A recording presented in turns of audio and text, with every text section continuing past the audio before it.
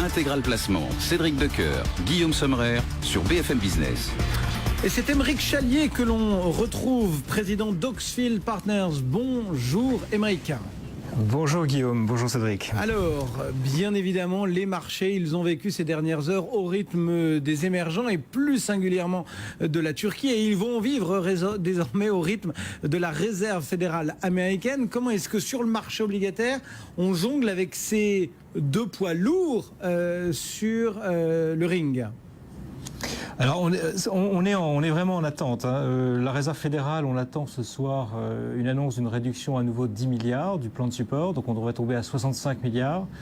Ce qui est intéressant, c'est les enjeux qui sont derrière et je pense que le discours de M. Obama sur les inégalités aux États-Unis était aussi un rappel sur l'impact des injections monétaires et on sait que ça génère en fait une distorsion dans les revenus aux États-Unis.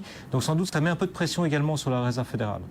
L'autre point, effectivement, sur la partie émergente, sur les pays émergents, eh bien c'est en fait simplement l'aboutissement d'une année de tensions assez forte sur les marchés d'échange. On l'a vu en Turquie cette nuit, puisque la Banque centrale a doublé ses taux d'intérêt, puisqu'on est avec un taux repo à 10%. On le voit en Argentine. On attend aujourd'hui la Banque centrale d'Afrique du Sud, sur lequel également on a une baisse de 20% du change. Enfin, voilà. Les marchés d'échange sont vraiment sous tension sur ces pays émergents. Et du coup, les gérants obligataires, ils le vivent comment ? Il y a une tension particulière ? Il y a des craintes ?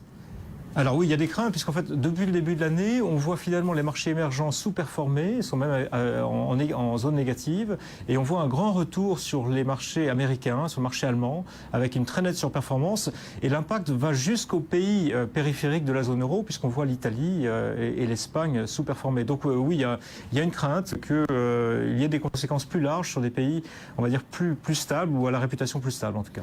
Quel serait le premier pays que vous verriez en ligne de mire ? Écoutez, nous simplement on constate, on n'est pas très optimiste parce qu'on trouve qu'il y a quand même un manque de réformes sur un certain nombre de pays. On constate simplement que depuis le début de l'année, l'Italie, l'Espagne, la France sous-performent l'Allemagne. Ça veut dire qu'à nouveau on retrouve ce que l'on avait en 2011. Ça veut dire que les marchés ne sont pas encore convaincus de cette convergence européenne dès que les tensions reviennent. Merci beaucoup Émeric Challier pour cette analyse. On va suivre bien évidemment cette banque centrale sud-africaine dans la journée. Émeric Challier depuis Oxfield Partners.